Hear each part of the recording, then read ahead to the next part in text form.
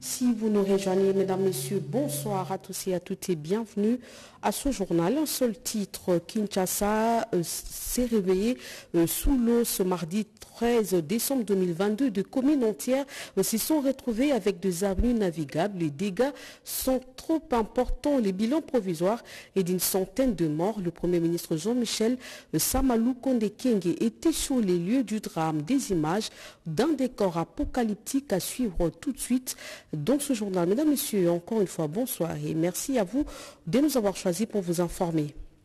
Un réveil brutal et très douloureux pour certains habitants de la capitale. Ce mardi, des communes entières se sont réveillées sous les eaux. De dizaines de personnes sont mortes, victimes de pluies diluviennes qui ont provoqué glissement de terrain et électrocution, sans compter de dégâts matériels important. Les bilans est encore provisoire. Les images décrivent ce drame à Kinshasa et au Congo central. Cœurs sensibles doivent s'abstenir. Géline Chabani. Des cris, des pleurs et des lamentations. Kinshasa s'est réveillé sous ces spectacles de désolation. C'est suite aux pluies diluviennes qui se sont abattues sur Kinshasa et Congo central de 2h à 7h du matin. Des dégâts étaient considérables. Les maisons écroulées, les éboulements des sols qui ont englouti les habitations et surtout la formation d'énormes érosions et des pertes en vies humaines. Ce sont là des dégâts de cette catastrophe naturelle. Les flots des ruissellements d'eau sur la route de Matadi, sur le tronçon Matadi-Kibala et en vrac, a entraîné une érosion importante qui a coupé la nationale numéro 1 en deux parties. Ceci va entraîner une forte perturbation du trafic sur cette route d'intérêt national qui relie la ville de Kinshasa à la province du Congo central. Cette route permet l'approvisionnement de la ville-province Kinshasa en produits vivriers et autres produits de première nécessité en provenance du Congo central, de l'Afrique australe et de l'Europe, dédouanés au port de Matadi et Boma et aussi aux postes frontières de Lufu entre la République démocratique du Congo et la République d'Angola. La partie est et centre de la ville de Kinshasa n'était pas épargnée. Les rivières Kalamu et Njili ont débordé, causant des inondations des maisons environnantes. Les postes SNEL haute tension de Funa situés à Limete et sous eau, ce qui risque de causer l'interruption en alimentation en énergie électrique de quelques communes de Kinshasa. Nous citons Limete, Gombe, Kinshasa, Barumbu, Ngiringiri, Kasavubu, Lingwala et Kalamu. Autant de dégâts dus à la conjugaison de plusieurs facteurs, notamment les constructions anarchiques, le manque de débouchage des caniveaux envahis par les immondices et les bouteilles en plastique, et aussi des habitudes de jeter des immondices dans les caniveaux pendant la pluie. La population de Kinshasa est donc impuissante face à cette catastrophe naturelle. Pourtant, cette catastrophe n'est pas une fatalité. Avec la discipline et le civisme, on peut éviter ces drames. La réhabilitation de la nationale numéro 1 coupée en deux après la pluie, dont sa partie comprise entre le quartier Matadi-Mayo et Mitendi est imminente, a annoncé Jean-Michel Samalou Kondé-Kyenge, le chef du gouvernement, a effectué une ronde aujourd'hui juste après cette pluie pour s'en rendre compte de dégâts causés. Pati Tondouan, Marcel Moubeng, bienvenue au Sala. La pluie qui s'est abattue sur Kinshasa dans la nuit de lundi à mardi 13 décembre 2022 a sémé la désolation, mort d'hommes, inondations et d'importants dégâts matériels. La nationale numéro 1, essentielle à l'approvisionnement et qui relie la ville-province Kinshasa à la ville portuaire de Matadi, coupée en deux dans son tronçon compris entre Matadi-Kibala et Mitendi dans la commune de Mongafula.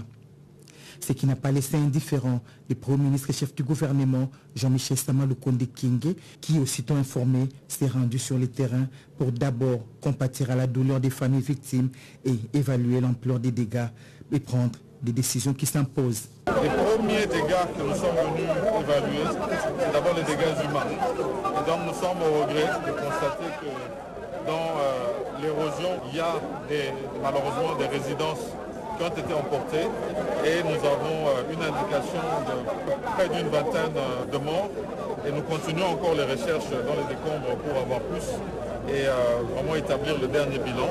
Le deuxième bilan, c'est un bilan au niveau des infrastructures pour voir exactement au niveau de la route, parce que c'est une route principale de desserte pour la ville de Kinshasa, comment est-ce qu'on peut pallier en termes d'intervention d'urgence. Vu l'importance de cette route, l'urgence s'impose pour sa réhabilitation.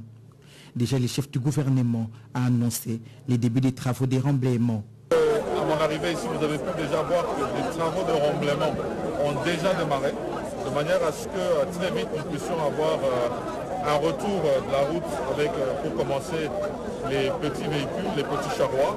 Et ensuite, nous allons faire un travail de plus grande envergure. Les petits charrois, ça devrait être dans les 24 heures que l'on pourrait revoir déjà le retour de la route, où ils pourront passer. Mais le grand charroi, il va nous falloir des travaux de génie civil qui peuvent prendre 3 à 4 jours et revoir la route être ouverte et permettre que l'on puisse avoir de nouveau une liaison entre Kinshasa et Matadi. Face aux constructions anarchiques dans les zones non édificantes qui sont souvent à la base des dégâts, Jean-Michel Samalou Konde Kiengi a sensibilisé la population riveraine. Une sensibilisation encore une fois de plus à la population, sensibilisation que nous faisons généralement aussi avec la ville-province de Kinshasa, vous avez vu que nous sommes avec le gouverneur, sur les zones non édificantes où on ne devrait pas avoir de constructions. Et c'est lorsque nous avons malheureusement ces constructions anarchiques que nous subissons ce type de revers qui pose énormément de dégâts. Tout un travail est fait, un rapport établi pour que tous les jours nous puissions travailler sur ces zones justement en Édificandi et que nous puissions rétablir l'ordre qui aurait dû être pour préserver cette ville de Kinshasa qui est la capitale et qui nous est chère. Ont accompagné les premiers ministres, quelques membres du gouvernement, le gouverneur de la ville-province Kinshasa et les autorités de la police nationale congolaise. Après Mitendi, Jean-Michel Samalou Konde Kiengi s'est rendu sur d'autres sites où l'on signale des dégâts matériels et morts d'hommes. Et comme vous le savez, après le passage de la dame pluie, difficile de circuler sur les artères de Kinshasa, les conducteurs, tout comme des usagers, déplorent cette situation qui crée les embouteillages. Bobo Samba et Joseph Oscar Mbalkaï, je les ai attendus leur micro. Après le passage de Dame la Pluie à Kinshasa, les automobilistes grincent le dent sur les artères de la ville capitale. Pour cause, la montée des eaux de pluie ayant comme conséquence des embouteillages monstres. Pour ce conducteur, l'insalubrité rencontrée dans le caniveau de la ville de Kinshasa serait à la base de cette situation.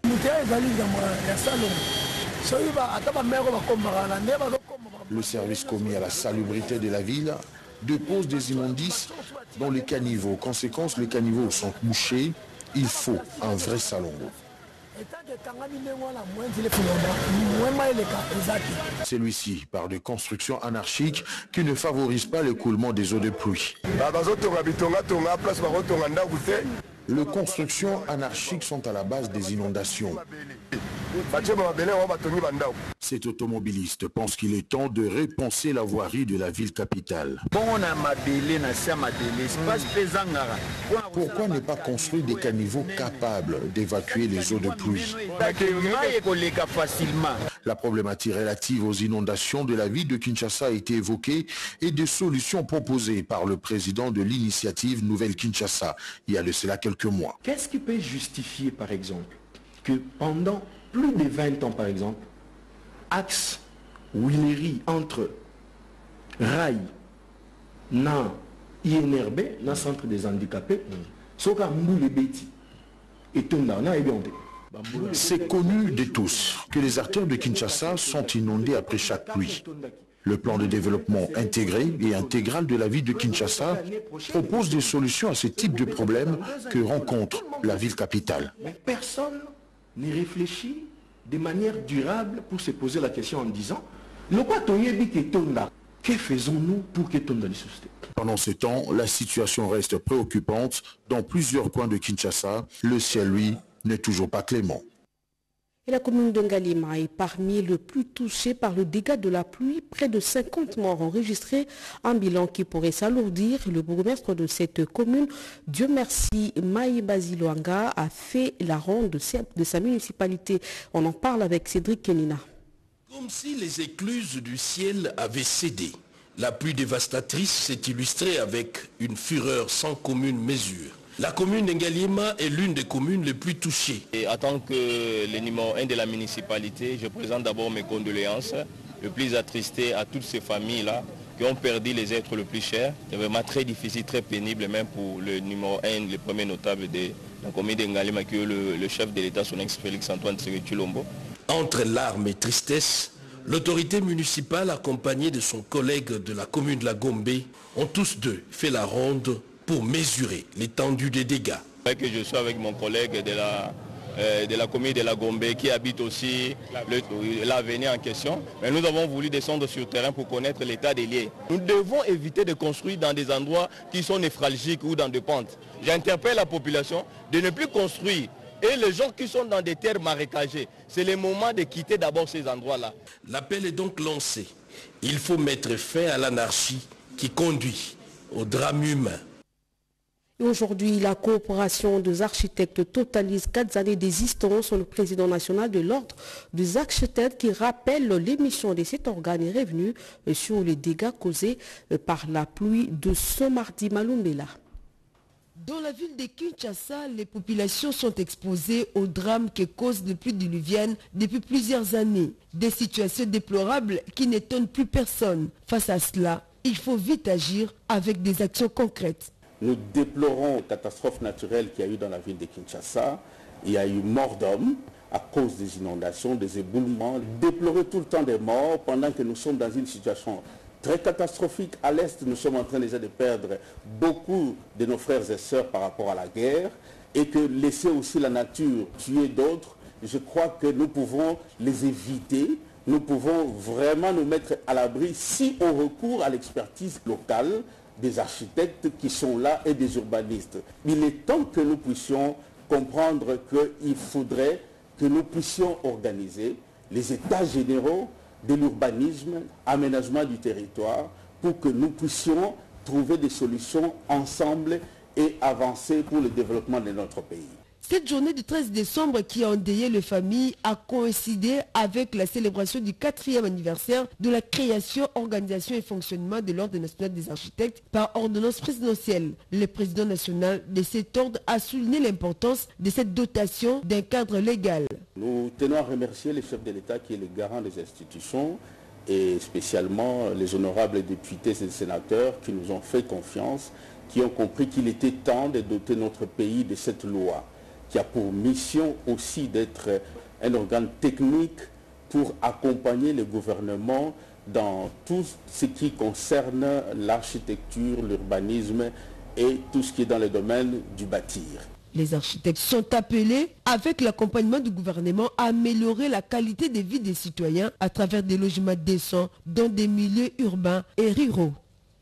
Les pluies diluviennes qui s'abattent sur la capitale causent d'énormes dégâts matériels et des pertes en vie humaine. Vous le savez, les causes sont entre autres les constructions anarchiques à travers le permis octroyé par l'autorité publique et les Kinois, eux, ne tiennent pas compte de l'endroit où construire. Ajouter à cela la mauvaise gestion de déchets ménagers, d'où cette question, quelles sont les préventions prises par les gouvernements de la République pour réduire justement ces risques habituels? La réponse dans cette réflexion d'Anita Luamba. C'est un spectacle désolant qu'offre la 3e mégapole d'Afrique.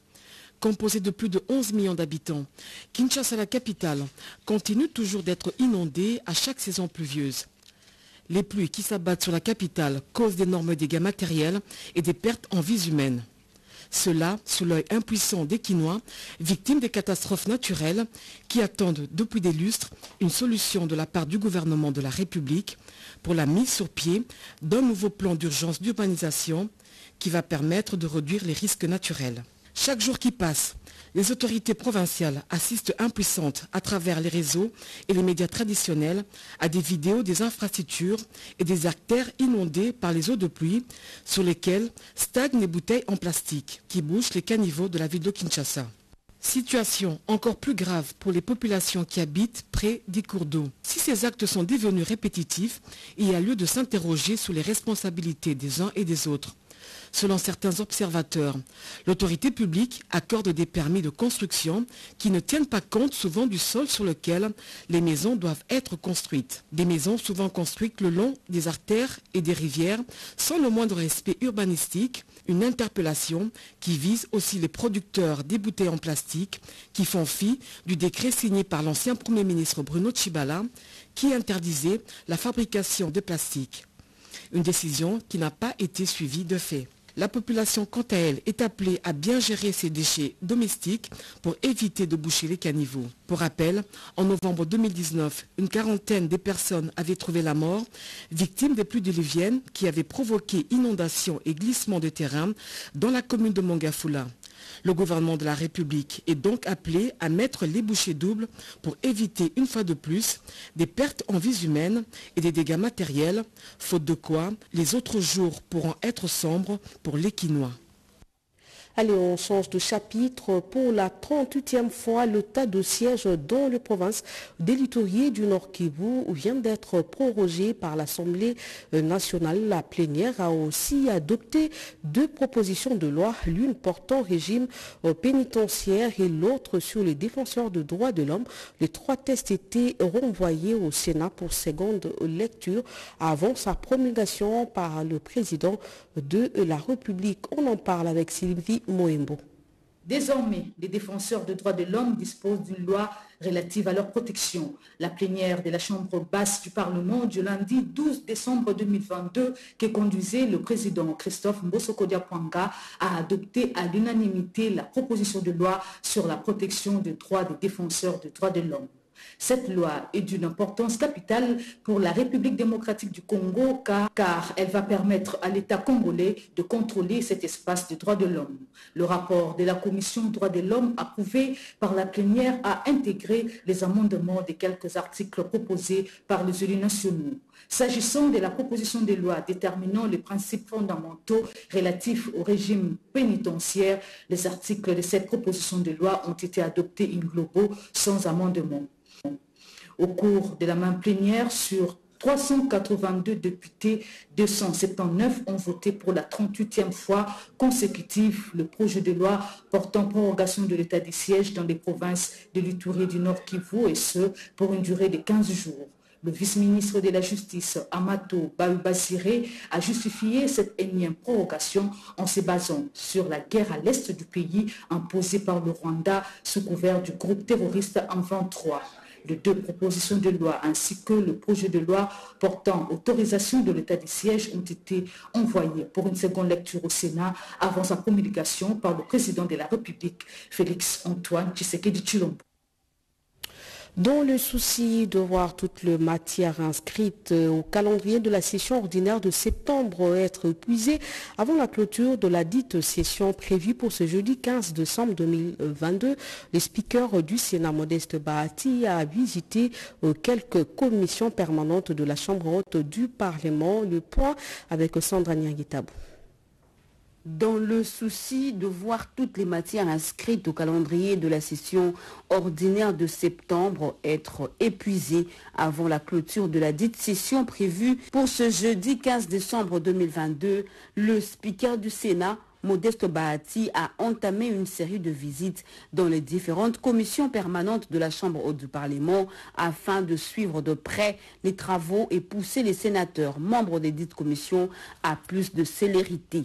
C'est dans cette logique que le président de la Chambre haute du Parlement s'est personnellement rendu le lundi 12 décembre à la commission ECOFIN qui examine en toute urgence le projet de loi des finances 2023 déjà voté par l'Assemblée nationale.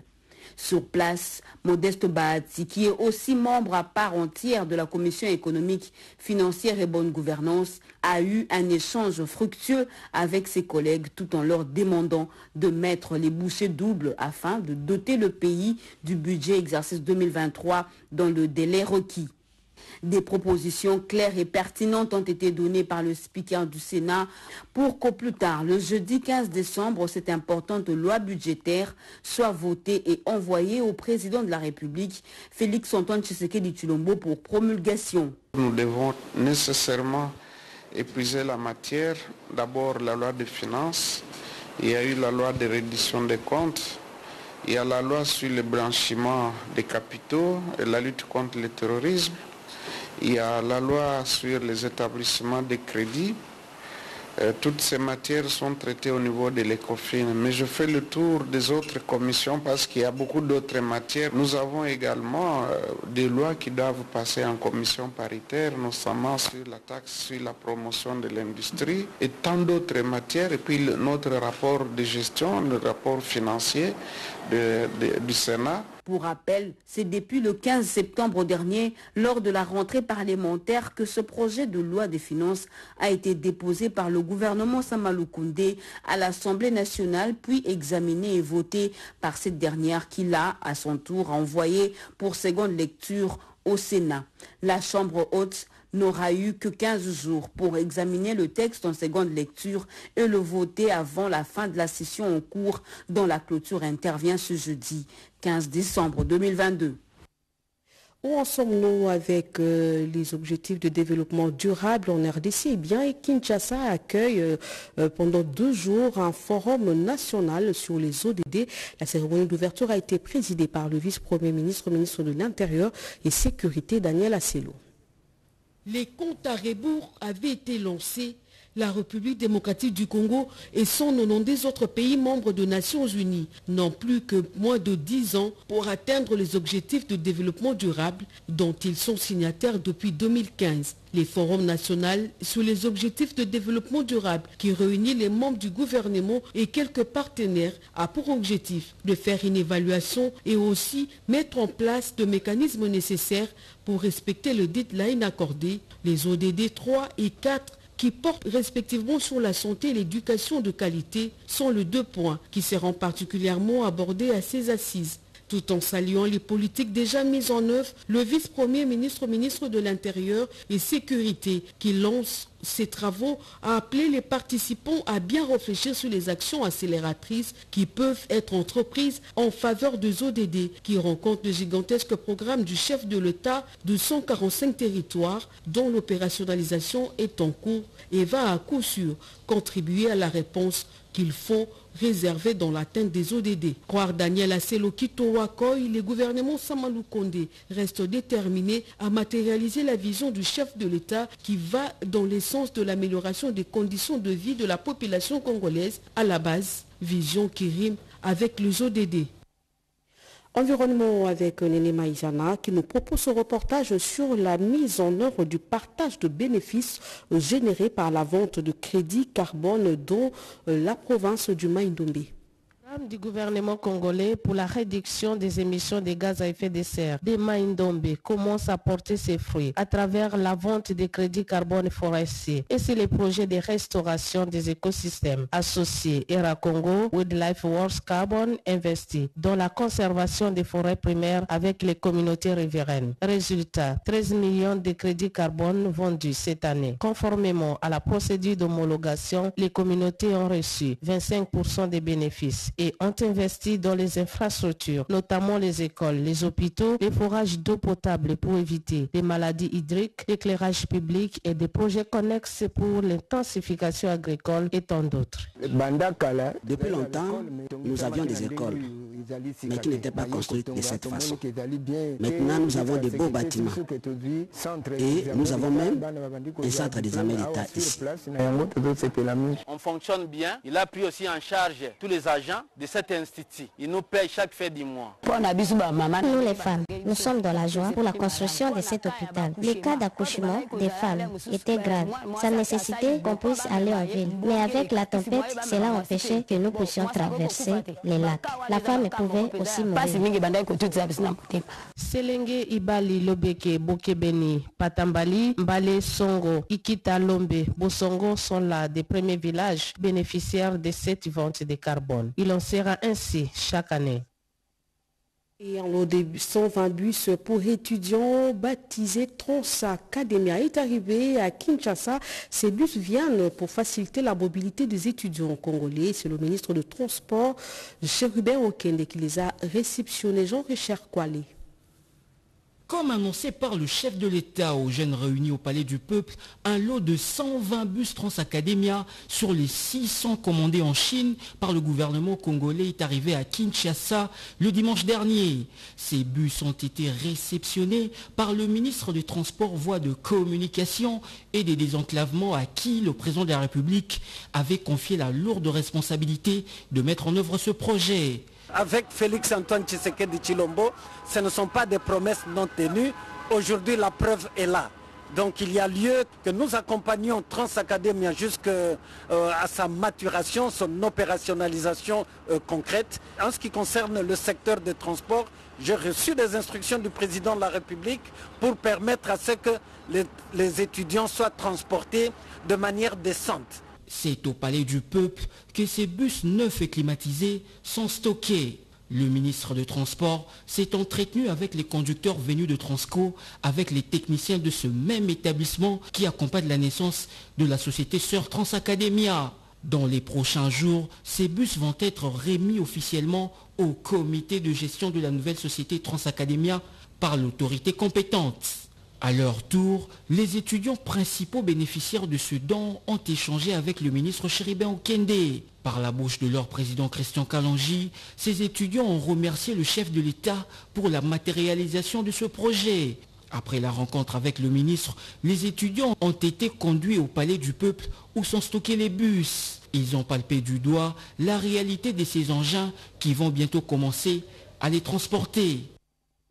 Son apport est considérable dans le secteur éducatif congolais. La start-up Schoolap annonce 12 autres innovations technologiques, le e-cybercafé, le store, l'academia et autres pour encore évolutionner le système éducatif congolais.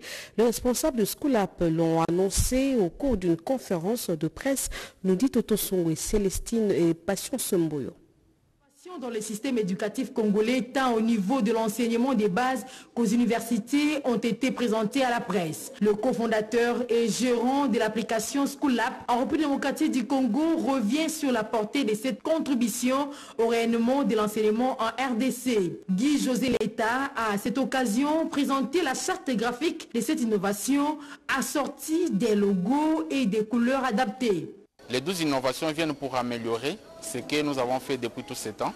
Et nous sommes très fiers parce que impacter la connaissance, l'apprentissage des jeunes Congolais, où qu'ils se trouvent, qu'ils soient en province, qu'ils soient dans la capitale, dans des zones rurales, péri-rurales, deep rurales, c'est un motif de satisfaction et de fierté.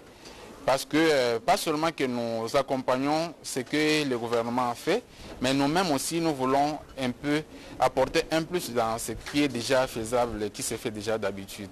Nous sommes dans 60 provinces éducationnelles, c'est pas rien. Et les 60 provinces éducationnelles sont tellement proches des écoles. Avec les IPP, nous travaillons. Mais après, nous travaillons à ce que notre technologie soit capable d'arriver même là où il n'y a pas l'Internet, même là où il n'y a pas l'électricité. Le coordonnateur adjoint de l'Agence pour le développement du numérique, Jeff Chimala Chitenge, a, lors de cette conférence de presse, salué des innovations de la start-up Schoolap qui s'inscrit dans le combat mené par le chef de l'État pour assurer l'enseignement de qualité en RDC.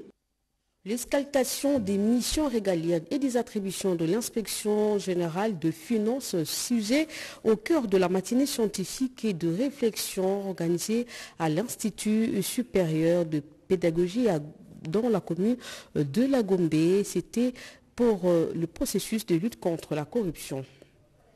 Contre toute forme et sorte de corruption à longue échelle, fléau économico-social qui gangrène certaines structures et sphères décisionnelles du pays, telle était l'une des orientations phares poursuivies par certains hommes de sciences congolais au cours d'une matinée scientifique organisée en marge de la journée mondiale de lutte contre la corruption, célébrée dernièrement en République démocratique du Congo. Belle opportunité pour ces éminences grises de cristalliser les missions régaliennes de la sentinelle financière en République démocratique du Congo. La mission de l'IGF, sa manière de fonctionner, c'est vraiment la vision du chef de l'État.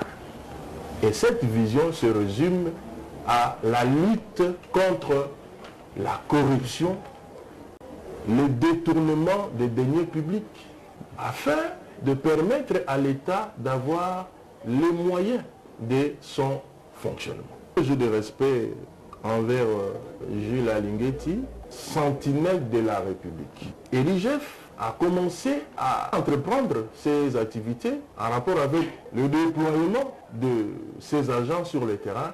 Cette méthodologie adoptée par l'IGF, c'est une méthodologie qui a donné des résultats escomptés. Fort de toutes les missions et attributions régaliennes de l'Inspection générale des finances, divers étudiants finalistes en filière économique et financière se sont engagés à orienter leurs travaux de fin de cycle et mémoire autour de la pertinence de cette structure rattachée à la présidence de la République.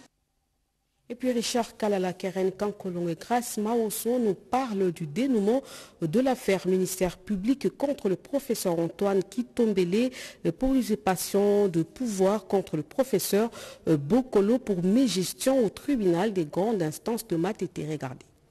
Sur l'affaire ministère public contre le professeur Antoine Kitombole pour usurpation de pouvoir et contre le professeur Bokolo pour mégestion, le tribunal des grandes instances Kinshasa-Matete a renvoyé l'audience au lundi 19 décembre 2022. Procès qui s'est vu décalé à une date ultérieure suite à la demande formulée par la partie Bokolo empêchée. Mais pour le camp Kitombole, l'audience devrait toutefois avoir lieu compte tenu de la non-conformité des dossiers inculpant les deux parties. Cette affaire concerne les membres de la PEKIN, parce qu'ils sont tous des professeurs et ils sont en train d'enseigner. C'est pour cette raison qu'il a tenu à ce que vous, la presse, vous soyez présents afin d'être le relais. La bonne application sereine et juste de la justice aurait dû être que le tribunal acquiesce à notre demande, entende cette cause et déclare cet homme innocent des poursuites qui sont diligentées contre lui. C'est ici le lieu de rappeler que c'est depuis le 25 février 2022 que le professeur Antoine Kitombole est en détention. Pourtant, la partie civile de l'association de professeurs de l'université de Kinshasa dit approuver la décision du tribunal des grandes instances de Kinshasa-Matete. On va prendre tout d'abord ces communiqués qui viennent de nous parvenir de la présidence de la République. Son Excellence, Monsieur le Président de la République, chef de l'État, Félix Antoine Tshisekedi Tshilombo a été informé de dégâts humains et matériels consécutifs à la pluie diluvienne qui s'est abattue sur la ville de Kinshasa dans la nuit du 12 au 13 décembre 2022 depuis Washington où il séjourne dans le cadre de sa participation au sommet États-Unis-Afrique. Le chef de l'État est profondément attristé et peiné de la perte de plusieurs de nos compatriotes et de la désolation qui en résulte dans les familles respectives. Son Excellence, Monsieur le Président de la République, a une pensée particulière pour chacune des familles éprouvées auxquelles il adresse ses sincères condoléances. Il exprime sa compassion et son soutien et les assure ainsi qu'à tous ceux qui ont perdu de bien de la solidarité du gouvernement. À cet effet, son Excellence, Monsieur le Président de la République, chef de l'État, a instruit le Premier ministre, chef du gouvernement, à prendre toutes les dispositions idoines afin d'apporter un réconfort aux familles victimes. Le gouvernement est appelé à intervenir sans délai afin de rendre opérationnelle la route nationale numéro 1, tronçon Matadi-Mayo-Mitendi. Il en est de même du curage de rivières et des égouts de conduite d'eau pour lutter contre ces inondations faites à Kinshasa le 13 décembre 2022. Pour le président de la République, le directeur du cabinet du chef de l'État, Guilla Niembo Mouiza. Et justement, c'est communiqué, le gouvernement de la République décrète ainsi le deuil national à partir d'aujourd'hui à 0 heure. L'université de Lubumbashi vient de s'enrichir en un homme scientifique. Il s'agit du chef de travaux Sadiki Niembo qui a soutenu une thèse. On fait le point avec Iverson Kaboba. 5 livres édités en français et en anglais, telle est la moisson de la production participant à la vitalité scientifique de l'UNILU la meilleure. Ces productions sont celles des chercheurs issus de toutes les facultés. Le secrétaire général chargé de la recherche, le professeur Malemban Sakila, a dans son mot salué le vernissage célébrant cette grande production. Il a rappelé l'importance de la publication scientifique en tant que marqueur de la vivacité du chercheur, tout en condamnant le recours à des maisons d'édition non reconnues. Les publications renforcent la posture de leurs auteurs, mais elles assurent par-dessus tout la visibilité de notre université et consolident notre vision d'une UNILU la meilleure. Dans son mot de circonstance, le recteur de l'UNILU, le professeur Gilbert Kishiba Fitoula, a salué la portée de cette cérémonie collective. Vous donc qui avez produit ce que nous célébrons aujourd'hui, à partir de vous qui étiez seuls, à partir de vos mots, de votre critique, autocritique, à partir de votre questionnement sur des questions diverses, vous nous avez appris à faire de la science le terreau, le levier pour une société congolaise qui avance vers son émergence par la science et les universités. Un format innovant a consisté à travers 10 professeurs choisis à procéder à la présentation du contenu des livres à l'honneur. Une tradition, celle que la gouvernance d'innovation du recteur de l'université de Lubumbashi entend imprimer comme marque déposée pour reconnaître le mérite de ceux qui ont mérité en publiant. Vous avez plutôt suivi le vernissage de plus de 70 ouvrages produits par le professeur de l'université de Lubumbashi. C'était au cours d'une cérémonie solennelle organisée par le recteur de l'INILU, l'université de Lubumbashi. On y reste pour vous parler cette fois-là de cette dépense, de cette soutenance de thèse. Regardez. D'armes légères et peu durables dans la région des Grands Lacs africains, une contribution aux théories de sécurité et leur application en République démocratique du Congo. C'est le titre de la thèse de doctorat soutenue par le chef des travaux Sadiki Niembo. Pendant 30 minutes décisives, l'auteur a présenté ses fruits scientifiques en impulsant les contenus de près de 751 pages pour faire comprendre à l'assistance le méandre de ces sujets multidimensionnels. Nous sommes à l'université de Lubumbashi devant un jury composé d'éminents professeurs. Nous, président, secrétaire et membres du jury, chargés par le recteur de l'université de Lubumbashi, de procéder à l'examen de la thèse de doctorat après délibération à huis clos, avons pris la décision suivante.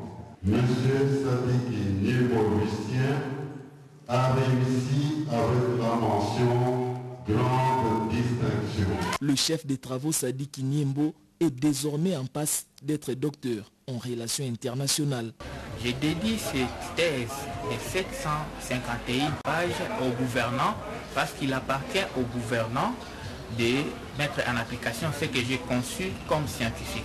Cette grandiose cérémonie était présidée par le secrétaire général académique de l'université de Lubumbashi qui a représenté le recteur empêché. Enseignement supérieur et universitaire toujours, levé de mesures de suspension dans 6 universités du pays ayant répondu aux normes pour l'organisation de la faculté de médecine. C'est parmi les décisions prises au cours du Conseil national de l'ordre de médecins tenu à Kinshasa. Rodé Panda nous en dit un peu plus. De réparer une chaise mal fabriquée de la vie humaine fauchée. En médecine, si le prestataire de soins n'est pas bien formé, cela appelle à des catastrophes. Voilà qui justifie la suspension de plusieurs universités non viables en RDC par le ministère de l'enseignement supérieur universitaire en collaboration avec l'Ordre national des médecins, raison pour laquelle est organisé à travers le pays des tests d'admission au tableau de l'ordre depuis quelque temps. Le Conseil élargi du Conseil national de l'ordre des médecins a statué là-dessus. Parmi les universités ayant bénéficié de la levée des mesures de suspension pour organiser la faculté de médecine, il y a entre autres l'université de Mbujimaï au Kasaï oriental, l'université Sinukimbangu à Kinshasa, l'université de Bandundu Iniband au Kwilu, l'Unicole au Tanganyika, l'université Notre-Dame au Kasaï central et l'université Joseph Kasavubu dans le Congo central. Donc 6 nouvelles facultés ont été accréditées sur base des éléments objectifs. Et c'est très important parce que les facultés de médecine se conforment aux dispositions édictées par le Conseil national, dispositions que le Conseil national a tout simplement pris du ministère de l'enseignement supérieur. Les facultés de médecine accréditées, à leur réception au tableau de l'ordre de médecins sans test préalable, cette décision concerne les diplômés de l'année académique 2022-2023 et au-delà. Le premier conseil élargi national a bouclé cette rencontre sur des résolutions sanitaires pour la corporation et la population. Santé, premier conseil élargi de l'ordre des médecins. Une délégation du Fonds de promotion de l'industrie a visité la ferme avicole Congo Up. Cette ferme avicole qui œuvre dans l'élevage de poules pondeuses et la production d'œufs a également exprimé son souhait de renforcer sa collaboration avec le FPI. On en parle avec Alain Bikaï. C'est aux premières heures de la journée du vendredi 9 décembre que le directeur général du Fonds de promotion de l'industrie, Moudimou Tshisekedi, qui a accompagné les représentants du ministre de tutelle et quelques agents de son établissement, est arrivé dans les locaux de la société MES. Après un échange de vues entre toutes les parties sur l'évolution des projets financés par les FPI, Bertin Moudimou Tshisekedi est revenu sur l'objet de sa mission. Nous sommes venus ici sur instruction du ministre de l'Industrie pour examiner les différents projets d'investissement qui doivent être financés par les FPI.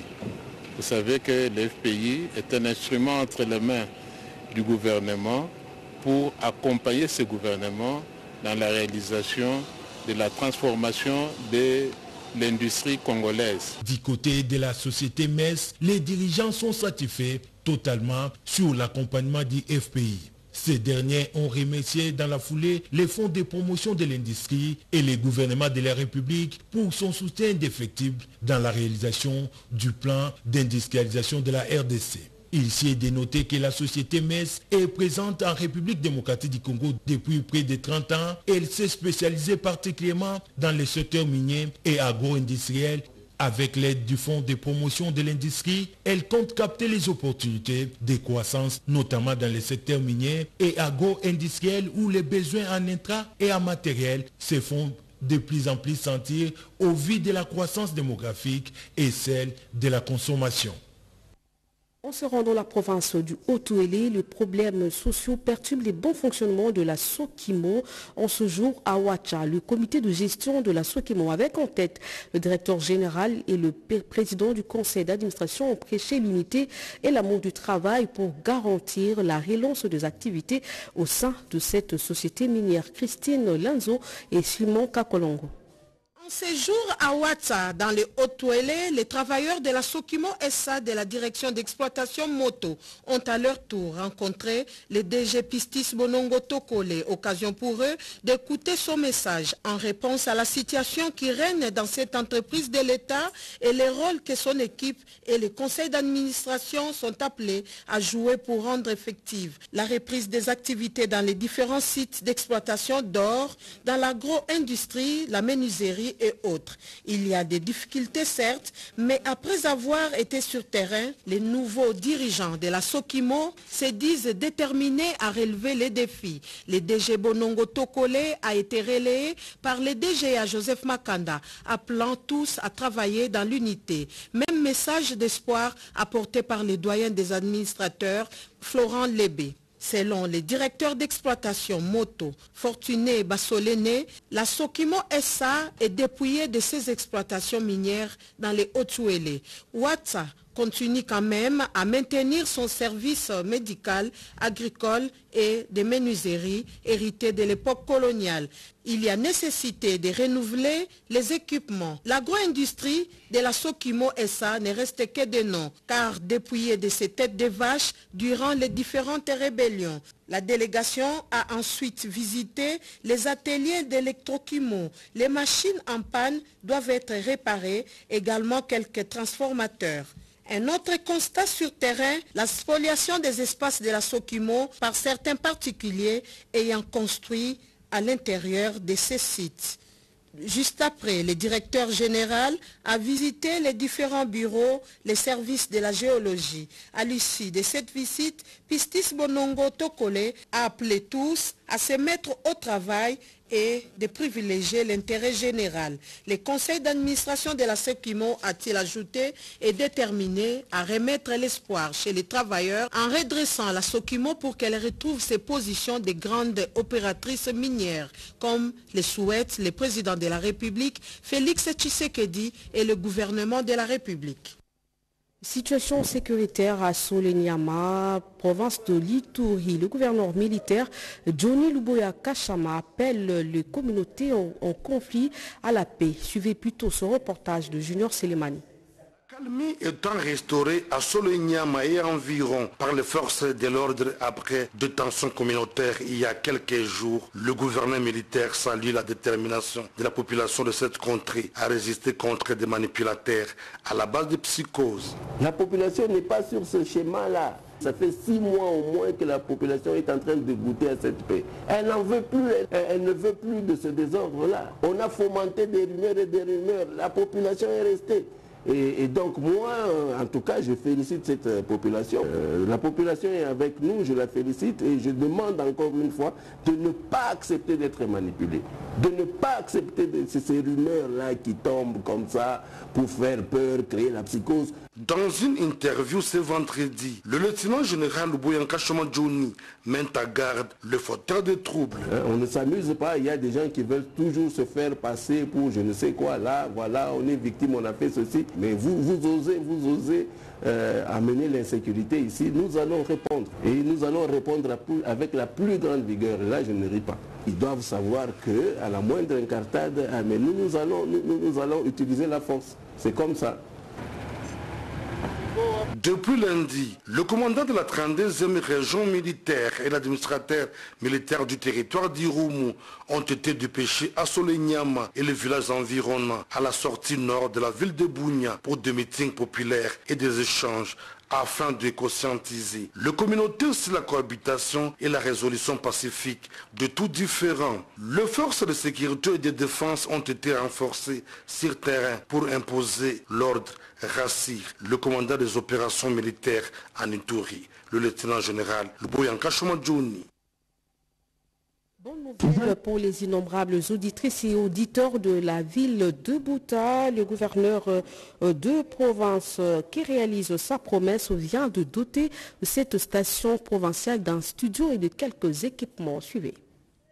Double cérémonie ce week-end à la RTNC station provinciale d'Ibazuele. Il s'agit de la remise officielle des équipements et lancement des activités de la radio locale de RTNC Bouta par le gouverneur, le professeur Jean-Robert Nzanza-Bombiti. Devant plusieurs personnalités venues pour la circonstance, le directeur provincial de la RTNC Bazuele, Patrick Alemachukio, a tout d'abord exprimé sa gratitude à l'autorité provinciale pour son œuvre d'intérêt public au bénéfice de la province avant de donner un aperçu historique de RTNC Bazuele. La station provinciale de radio-télévision nationale congolaise Bazuele, passée par plusieurs vicissitudes, est aujourd'hui devenue, grâce à la vision maginariale, son Excellence et Monsieur le gouverneur, le professeur docteur ingénieur Jean-Robert Nzanza-Bombiti, vous remercions très vivement de l'acte inoubliable que vous venez de poser à l'égard de la chaîne publique, acte qui restera gravé à l'acte indélébile dans les annales de la RTNC et de la province du Bazuele. Avant de procéder à la coupure du ruban symbolique et à la remise des clés au directeur provincial de RTNC Bazuele,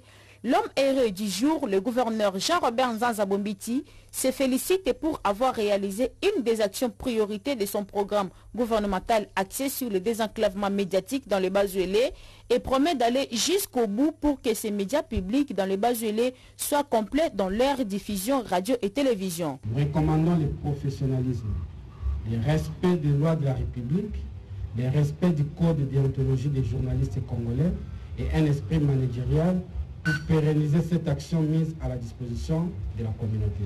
Et aussi, je profite de l'occasion pour informer à toute la communauté qu'après la radio, le cap est désormais sur la télévision. Il faut rappeler qu'en son arrivée à la tête du Bazouélé en juillet dernier, le gouverneur Zanza a trouvé un studio RTNC qui reflétait l'image d'un parapauvre et sans émetteur propre pour la station provinciale. Et la population congolaise doit être bien informée sur ces richesses qui logent son sous-sol. Et surtout, Mills Chibangu, un expert en mine, est revenu sur les opportunités de lithium de Manono. Nous sommes là dans la province du Tanganyika. Joël Kaimbe. De soulagement pour le centre de santé de Ningala dans le territoire de Walikale. Cette structure médicale a bénéficié d'un lot important de médicaments dans le cadre de la lutte contre les maladies qui envahissent cette contrée de la province de Nord Kivu. C'était le 7 décembre 2022. Il s'agit d'une action caritative d'une fille de Walikale, Madame Nafisa Ramazani Thérèse, est prise du souci de soulager tant soit peu les problèmes sanitaires de sa communauté ancestrale. Occasion pour elle de reconnaître d'autres besoins urgents de cette structure de santé, mais également l'impraticabilité de la route dans cette contrée. Et donc l'action caritative consistait seulement à doter les centres de santé de Njingala de quelques médicaments essentiels, selon le besoin qui nous a été présenté. Et donc, selon les moyens en notre disposition, nous avons pu réunir quelques médicaments selon le besoin présenté et apporter à l'hôpital avec espoir que ça va soulager tant soit peu quelques malades et avec espoir que d'autres personnes pourront emboîter les pas et pourquoi pas nous-mêmes refaire le même geste, tout comme nous venons de visiter tout à l'heure le centre de santé. Les besoins sont énormes et petit à petit, on peut voir ensemble avec le personnel comment résoudre tant soit peu quelques problèmes. Sentiment de remerciement pour le président du comité de ce centre de santé de Njingala, M. Jacques, qui pour lui, ce geste contribue à aider cette communauté locale. Vraiment, à partir de ce geste, nous sommes totalement heureux et nous allouons vraiment tout ce qui vient de se passer ici.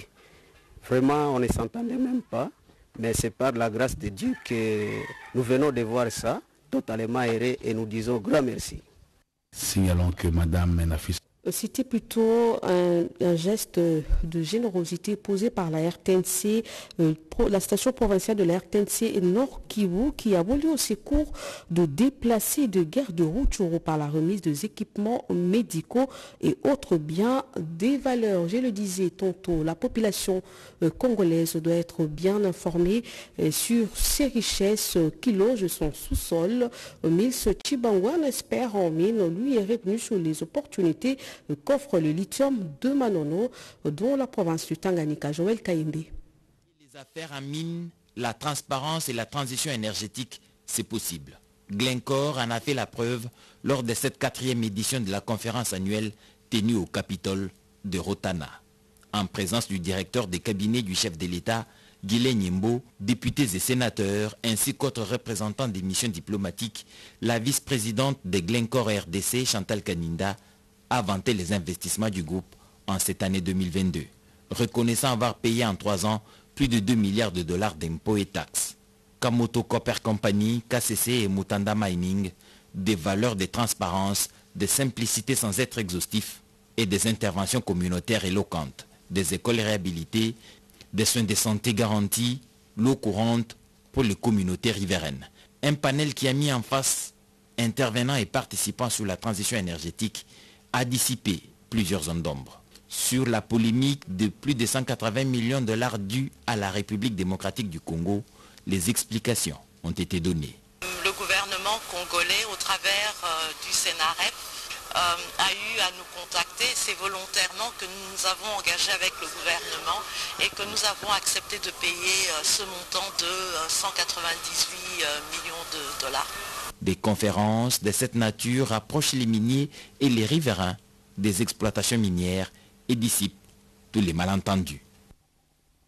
À l'occasion de la clôture de lutte contre les violences basées sur le genre, le RENADEF a organisé une soirée des galas à Kinshasa. Pour cette occasion, le réseau de femmes a également célébré ses 20 ans d'existence et a remis de brevets de mérite à ses partenaires, notamment la RTNC Suzingoy.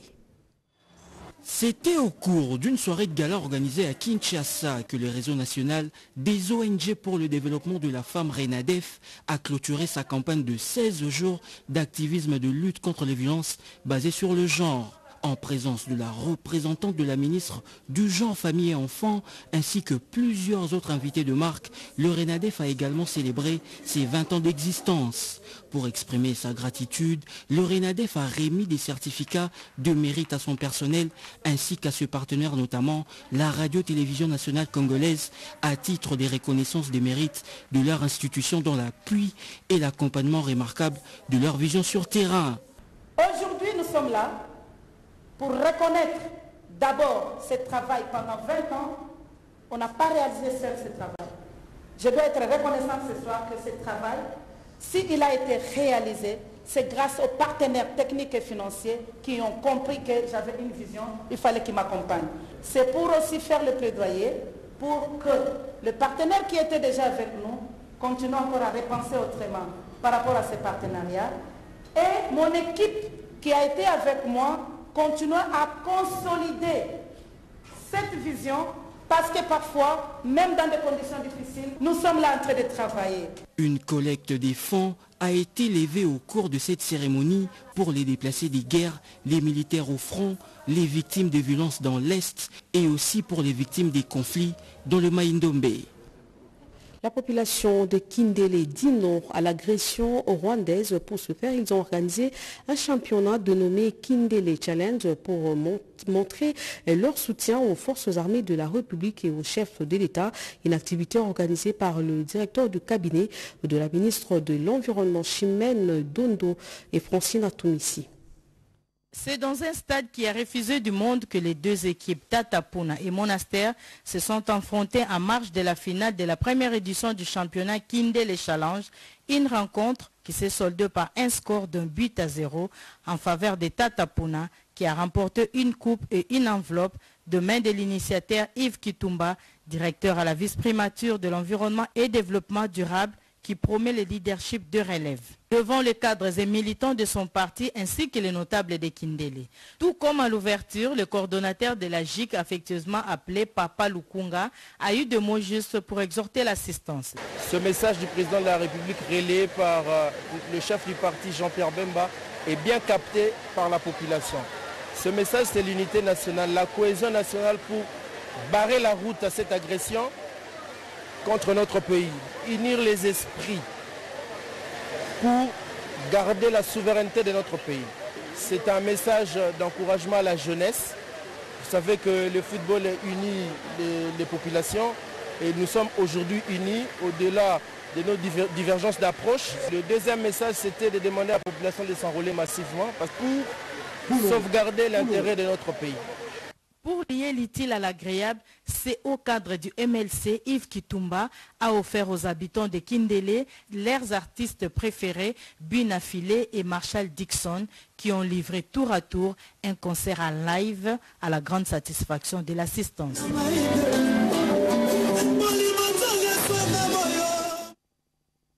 Politique à présent, plusieurs actions sont à mettre dans l'actif du chef de l'État. Le secrétaire général de l'Union pour la démocratie et les progrès sociaux l'a dit lors d'un meeting. Junior Dieudonné Yangumba et Alain Bikaï. Pour cette mission, les chefs d'antenne Beseko Kassai Central, les ministres provinciaux des infrastructures, les présidents de la commission permanente des infrastructures à l'Assemblée provinciale et leurs délégués se sont déployés dans les territoires de Dimbélengé, Luisaï Kazumba. Objectif, c'est rendre compte du déroulement de ces travaux et palper du doigt des éventuels défis à relever. Dans tous les chantiers visités, où se construisent des écoles primaires à 6 salles de classe, un bâtiment administratif, une salle polyvalente, des centres de santé avec hall de causerie et des ouvrages connexes, c'est un sentiment de satisfaction qu'éprouvent les membres de cette délégation. Jean-François Malangou, chef d'antenne Beseko Kassai Central. Ce que nous avons observé, c'est qu'il y a eu beaucoup de volonté de la part des agences locales d'exécution. Certains sont à jour avec leur RAM et leur calendrier de démarrage des travaux, et d'autres sont peut-être victimes un peu des conditions thématiques et de l'accessibilité difficile sur le site. Mais en général, nous avons un constat de satisfaction. Une évolution remarquable des travaux, saluée également par Willy Wichie, ministre provincial des infrastructures. Je suis très satisfait du fait que j'ai trouvé que partout dans tous les sites, les travaux ont commencé, sauf le site de Kalomba. PDL 145 territoires, l'ambitieux programme du chef de l'État Félix Tshisekedi, jugé salutaire par les bénéficiaires, car de cette enseignante de l'épée Izombo dans les territoires de l'USA qui a hâte d'oublier les conditions précaires des fonctionnements actuels. Le monde syndical vient d'enregistrer un nouveau syndicat, SIDIAFIB, syndicat pour la défense des intérêts des administrations de finances et du budget. Toutes les représentations de 26 provinces ont participé à l'Assemblée générale et la tenue du premier congrès. Le vice-premier ministre de la fonction publique a dépêché son représentant pour présider la cérémonie au cours de laquelle il y a eu l'installation de présidents à Kinshasa et en province. Un reportage de Rodé Panda. Défense, protection des droits et avantages des agents et fonctionnaires de l'État. Désormais, il faut compter avec de nouveaux syndicats pour la défense des intérêts des agents et cadres des administrations de finances et du budget.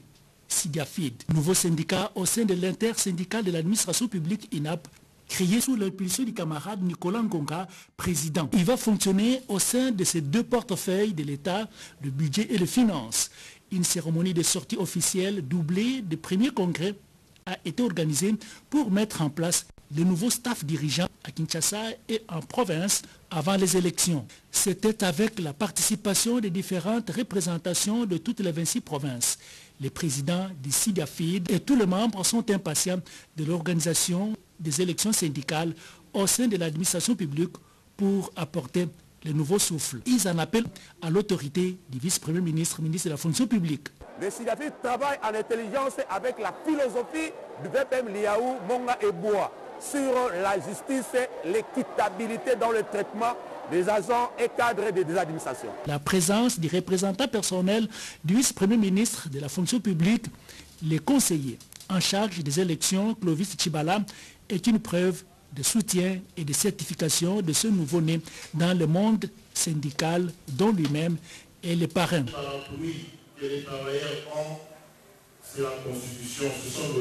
La justice distributive, l'équité, la légalité, des principes qui vont caractériser et servir de fil conducteur pour SIDIAFIB dans ces combats. Après cette cérémonie, une formation syndicale a été organisée pendant 3 jours, centrée sur 2 modules, notamment les faits syndicaux, l'historique du syndicat, les élections syndicales et autres.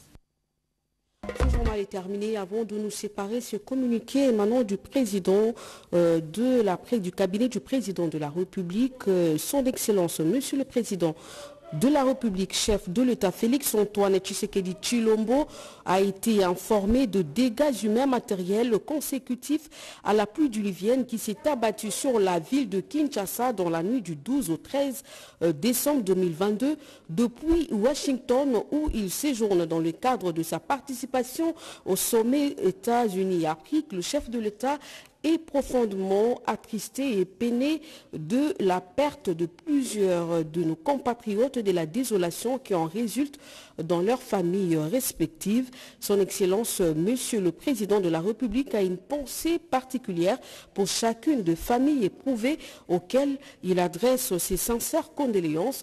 Il exprime sa compassion et son soutien et les assure, ainsi qu'à tous ceux qui ont perdu de bien, de la solidarité du gouvernement. À cet effet, son Excellence, Monsieur le Président de la République, chef de l'État, a instruit le Premier ministre chef du gouvernement à prendre toutes les dispositions idoines afin d'apporter un réconfort aux familles de victimes. Le gouvernement est appelé à intervenir sans délai afin de rendre opérationnelle la route nationale numéro 1, tronçon compris entre Matadi, Mayo et Mitendi. Il en est de même du curage de rivières et des égouts de conduite d'eau pour lutter contre ces inondations faites à Kinshasa le 13 décembre 2022. Guilain Niembo Bouiza. Et justement, le gouvernement de la République décrète le deuil national de 3 jours à partir de ce mercredi 14 décembre, à suivre sur les antennes de la radio-télévision nationale congolaise la communication du gouvernement avec le vice-premier ministre, ministre de l'Intérieur et Sécurité, Daniel Asselo Okito-Wako. Et puis, cet autre communiqué nécrologique, les diocèses de Kikwit à la profonde douleur d'annoncer la triste nouvelle du décès de son Excellence Monseigneur Marie-Édouard Mounounoukassiala, évêque émérite de Kikwit, décès survenu le 5 décembre 2022 à Bruxelles. Le programme des obsèques se présente de la manière ci-après. Mercredi 14 décembre 2022, arrivée de la dépouille de Bruxelles à Kinshasa et exposition du corps à la cathédrale Notre-Dame de Lingwala. 22h à l'aube, veillée mortuaire au même endroit. Jeudi 15 décembre 2022, 10h30, messe d'action de grâce. 13h30, départ de la cathédrale Notre-Dame de Lingwala vers l'aéroport de Ndolo pour Kikwit. Samedi 17 décembre 2022 à 12h, inhumation à la cathédrale de Kikwit. Ces communiqués s'adressent à tous les ressortissants du Grand Bandundu en général et en particulier à tous les ressortissants de Kikwit et des environs. Abbé chancelier Francis Emmanuel Kimwanga. Voilà complètement bouclé ce journal. Mesdames, Messieurs, merci à vous de nous avoir suivis et très bonne suite de programme sur la radio-télévision nationale congolaise.